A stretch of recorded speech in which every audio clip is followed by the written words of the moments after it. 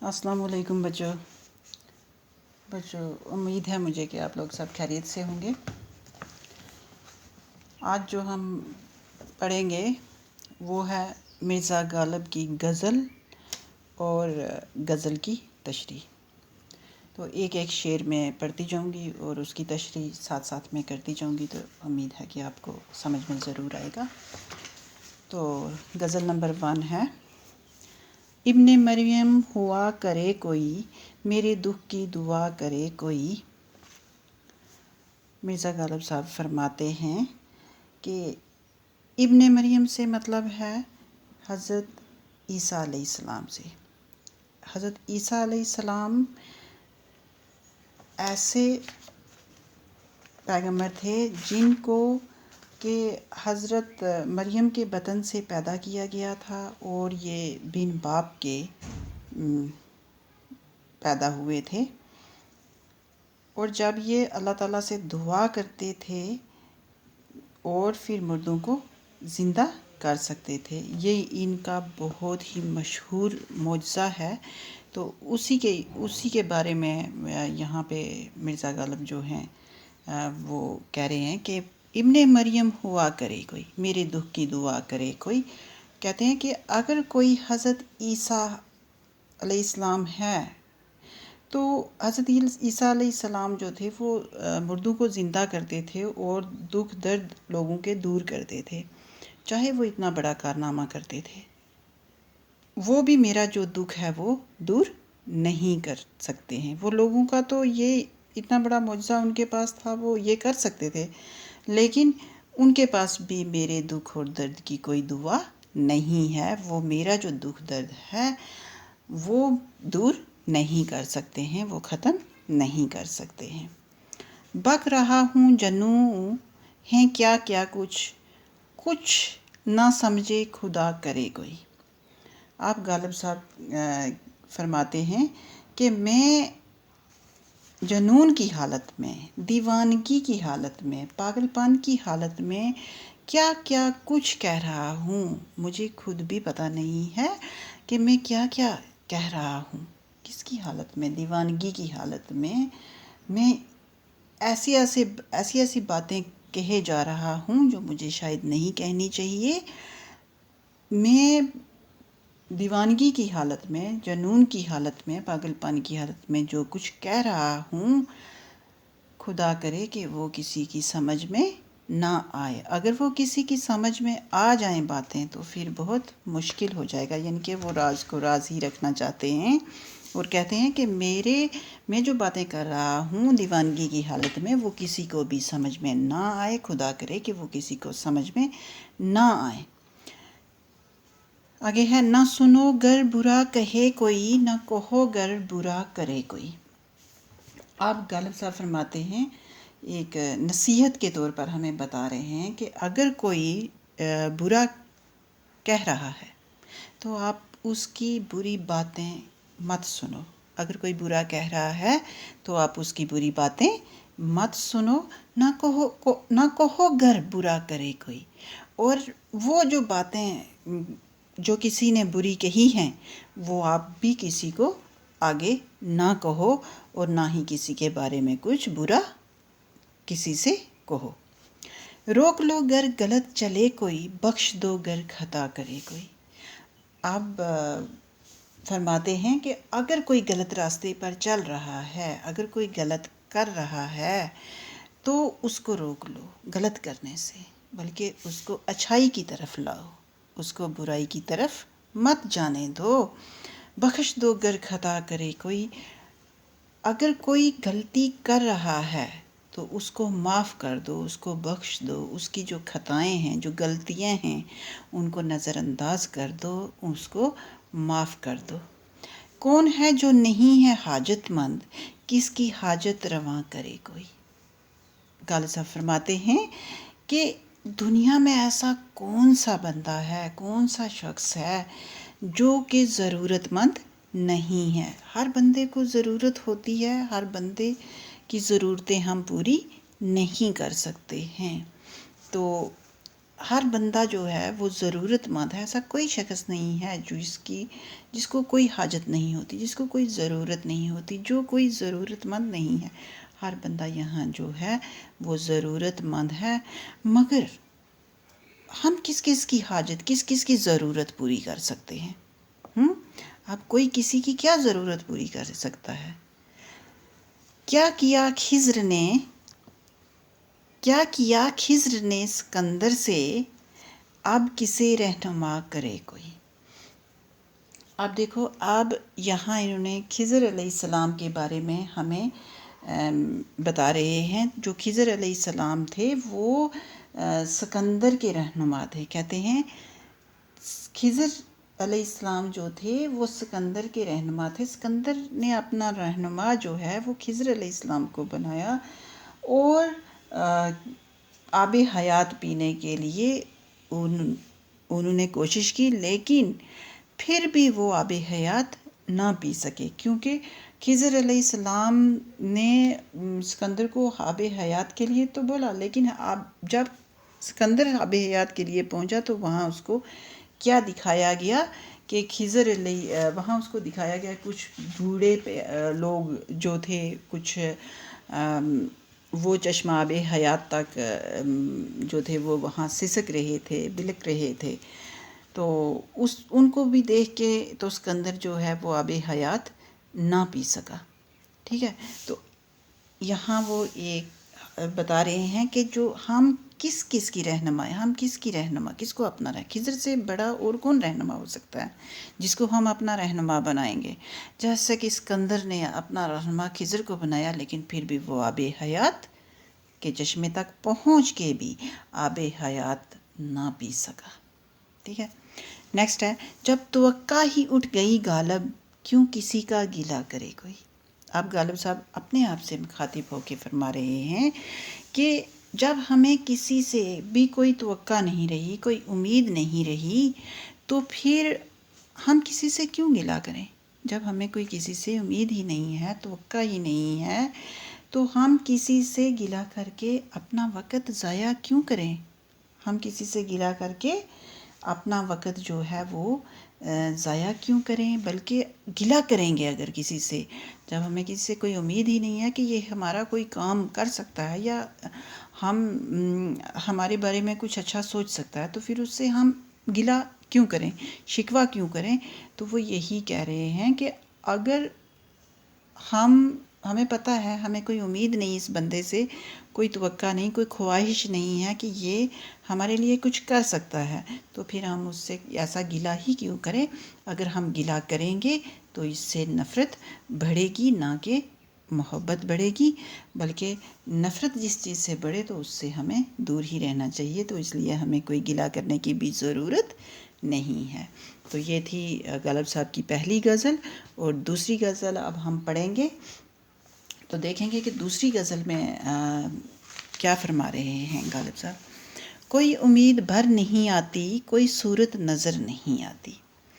اب غالب صاحب فرما رہے ہیں کہ مجھے کوئی بھی امید جو ہے وہ پوری ہوتی ہوئی بالکل بھی نظر نہیں آ رہی ہے، یعنی کہ میں نے جو زندگی گزاری ہے وہ ایسے گزاری ہے کہ اس میں کوئی امیدیں نہیں ہیں، بے مروت سی زندگی، بے مراد سی زندگی، نامرادی کی، مطلب جس میں کوئی امید نہیں ہے، ایسی زندگی میں نے گزاری ہے کہ جس میں کچھ بھی ٹھیک ہونے کی امید نہیں ہے، اور مجھے آگے بھی کچھ بھی ٹھیک ہونے کی صورت جو ہے وہ نظر نہیں آ رہی ہے۔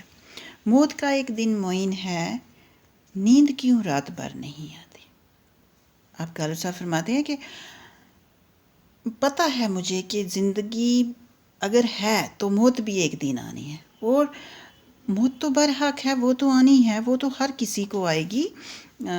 موت ایک سچائی ہے جس کو آنا ہی، یہ پتہ ہے کہ موت کب آئے گی، کس وقت آئے گی، کس طرح آئے گی، یہ تو پتہ نہیں ہے، لیکن جب ہمیں یہ معلوم ہے کہ ہم نے مرنا ہی مرنا ہے تو ہمیں موت آنی ہی آنی ہے، تو اس کی پریشانی ہمیں کیوں ہے؟ اس کی پریشانی میں ہمیں نیند کیوں نہیں آتی ہے؟ کیوں پریشانی؟ جب ایک بار ہمیں معلوم پڑ گیا کہ ہمارے لیے موت کا دن جو ہے وہ مقرر ہو چکا ہے، اس دن زندگی جب پوری ہو جائے گی تو موت کو آنا ہی آنا ہے، تو پھر ہم ساری ساری رات جاگتے کیوں ہیں؟ پھر بھی ہمیں نیند کیوں نہیں آ رہی ہے؟ ساری رات ہم اتنے پریشان کیوں رہتے ہیں کہ شاید یہی سوچتے ہیں کہ ہمیں نیند کب آئے گی، یہی دیکھتے رہتے ہیں۔ تو اسی کی سوچ میں جو ہے وہ ہمیں نیند نہیں آ رہی ہے، جبکہ ہم یہ جانتے ہیں کہ نیند کا دن جو ہے وہ مقرر ہے، موت مقررہ وقت پر آنی ہے۔ تو پھر اس کی کیا وجہ ہے کہ ہمیں نیند نہیں آتی ہے؟ آگے آتی تھی حال دل پہ ہنسی، اب کسی بات پر نہیں آتی۔ اب شاعر فرماتے ہیں کہ پہلے میں خاموش نہیں رہا کرتا تھا، پہلے میں اپنے ہی دل میں ہنستا تھا، اپنی باتوں کو یاد کر کے ہنستا تھا، ہر ایک سے مل جل کے ہنستا تھا۔ اب کچھ پریشانی میں ایسی حالت ہو گئی ہے مجھے اپنی پریشانی میں کہ اب مجھے خود پر بھی ہنسی نہیں آتی۔ پہلے تو میں لوگوں پر بھی ہنستا تھا، خود پر بھی ہنستا تھا، سب چلتا تھا، ہر چیز ہو رہی تھی، لیکن اب کیا ہے کہ اب مجھے اپنے بھی حال پر کیا نہیں آتی، ہنسی نہیں آتی ہے۔ پہلے تو چلو مجھے ہنسی آتی تھی۔ آگے آتی تھی حال دل پر ہنسی، دل کا حال جب میں دیکھتا تھا، جب یاد کرتا تھا، جب تو مجھے خود ہنسی آ جاتی تھی۔ اب کسی بات پر نہیں آتی۔ کیا نہیں آتی؟ اب کسی بات پر مجھے ہنسی نہیں آتی ہے، کچھ ایسی ہی بات جو چپ ہوں، ورنہ کیا بات کر نہیں آتی۔ اب آپ غالب صاحب فرماتے ہیں کہ پہلے میں چپ تھا، پہلے میں آگے ہے کچھ ایسی ہی بات جو چپ ہوں، ورنہ کیا بات کر نہیں آتی۔ کہتا ہے کہ پہلے تو مجھے بات کرنی بھی آتی تھی، میں ہنستا بھی تھا، سب کچھ تھا، لیکن ایسا کچھ ہو گیا ہے کہ اب میں خاموش ہوں۔ کچھ بات تو ہے، کوئی ایسی بات تو ہے جس پر کہ میں خاموش ہوں، کوئی ایسی سوچ تو ہے کہ میں جس پر خاموش ہوں، ورنہ ایسی کوئی بات نہیں ہے کہ مجھے بات نہیں کرنی آتی۔ بات تو کرنی سب کو آتی ہے۔ اب بات تو سب کر سکتے ہیں، لیکن کوئی بات کا مطلب بھی ہو تبھی بات کی جائے۔ تو کچھ بات تو ایسی ہے، کوئی نہ کوئی بات تو ایسی ہے جو میرے دل کو پریشان کر رہی ہے، جس کی وجہ سے میں خاموش ہوں، ورنہ ایسا نہیں ہے کہ مجھے بات کرنی نہیں آتی، مجھے بھی بات کرنی آتی ہے۔ نیکسٹ کہہ رہے ہیں، مرتے ہیں آرزو میں مرنے کی، موت آتی ہے پر نہیں آتی۔ مرتے ہیں آرزو میں مرنے کی، موت آتی ہے پر نہیں آتی۔ کہتے ہیں میری زندگی کچھ اس طرح کی ہو گئی ہے کہ میں روز ہی جیتا ہوں اور روز ہی مرتا ہوں، یعنی کہ میری جو کوئی آرزو تھی وہ پوری نہیں ہوئی ہے، تو میں اس آرزو میں، اس خواہش میں روز ہی پریشان رہتا ہوں اور روز ہی اپنی زندگی میں مرتا ہوں، روز ہی مرنے کی خواہش کرتا ہوں، کہ پریشان ہوں کہ یہ نہیں ہوا، وہ نہیں ہوا، تو میں پریشان ہوں، اور اس پریشان کی حالت میں روز ہی موت کو یاد کرتا ہوں، روز ہی موت کی آرزو میں مرتا ہوں، اور پھر دوبارہ زندہ ہو جاتا ہوں، لیکن موت کا اتنا انتظار ہے کہ مجھے موت آ جائے، یہی خواہش ہے، لیکن پھر بھی مجھے موت نہیں آتی ہے۔ کعبہ کس منہ سے جاؤ گے غالب، شرم تم کو مگر نہیں آتی۔ جیسے کہ میں نے آپ کو حالات زندگی میں بھی بتایا تھا کہ یہ شعر کس طرح آج بھی اور اس دور میں بھی ایک الگ طرح کا شعر ہے، کہ اس دور میں بھی شاید ایسے لوگ تھے اور آج کے دور میں بھی شاید ایسے لوگ ہوں گے۔ ہمیں اپنے بارے میں جب ہم کچھ سوچتے ہیں یا کچھ دیکھتے ہیں، کوئی انسان اپنے بارے میں بہت بہتر جانتا ہوتا ہے، کیونکہ دوسرے ہمارے بارے میں اتنا نہیں جانتے ہیں جتنا ہم خود اپنے بارے میں جان رہے ہوتے ہیں۔ تو شاید غالب صاحب نے بھی یہی سوچ کے اپنے آپ سے مخاطب ہو رہے تھے کہ وہ جانتے تھے اپنے بارے میں سب کچھ، کہ کتنی اچھائیاں ہیں میرے میں اور کتنی برائیاں ہیں، لیکن پھر بھی خواہش کیا ہے کعبہ جانے کی، جو کہ ہر مسلمان کو ہوتی ہے، چاہے وہ کوئی اچھا کام کرے یا نہ کرے، لیکن زندگی میں وہ یہ چاہتا ہے کہ میں ایک بار اللہ کے گھر کا سفر کروں، اللہ کے گھر کو دیکھ لوں۔ تو یہ تو جانے والے پر ڈیپینڈ کرتا ہے، وہ خود جانتا ہے کہ میں کیا ہوں اور کیا نہیں ہوں۔ تو اسی کو سامنے رکھ کے جو غالب صاحب ہیں وہ خود سے مخاطب ہو کر کہہ رہے ہیں، کعبہ کس منہ سے جاؤ گے غالب، اپنے آپ کو کہہ رہے ہیں کہ کس منہ سے آپ کعبہ جانے کی تیاری سوچتے ہو، کرتے ہو، کس منہ سے وہاں تک اللہ کے گھر تک پہنچو گے۔